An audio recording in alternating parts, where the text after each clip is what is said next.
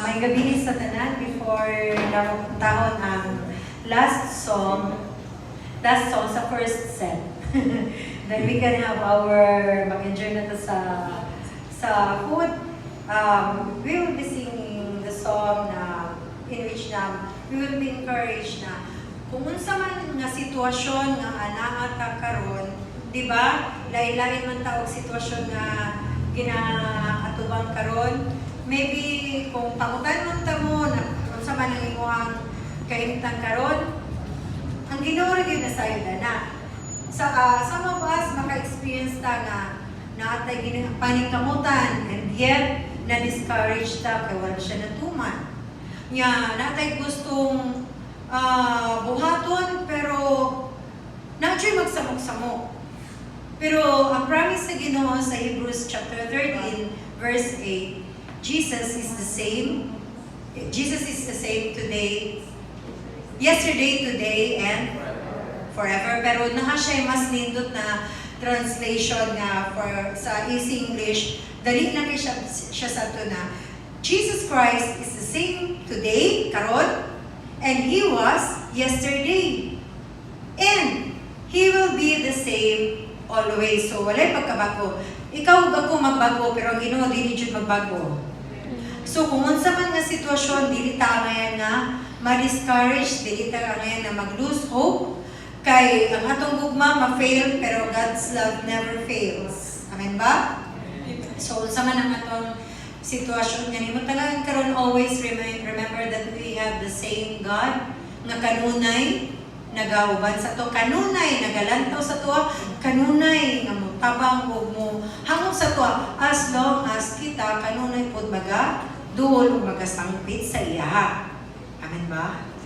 Oh, wala ko nagpanana. Gusto lang ako i-relay ang message sa song. Kinahanglan lang in every situation duol ta sa iya and we will worship the Lord. Ato siya worship Him and thank Him. Salamatan nato siya in every situations na nakata. Kaya isa lang ginaman kong Ginoo. Isa lang ang nagpakamatay sa krus. Ang iyang pangalan si Jesus. Amen? Amen. So, let us just listen and meditate the song.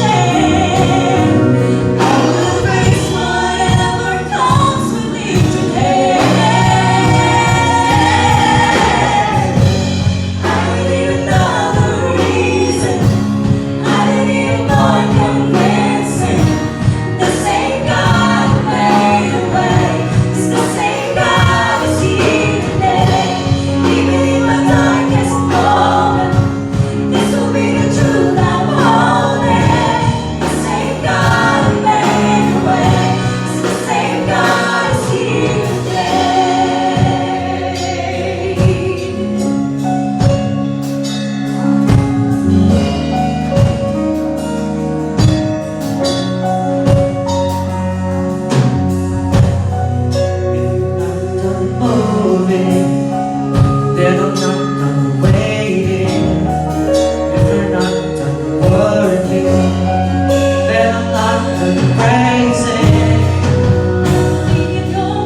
tubig.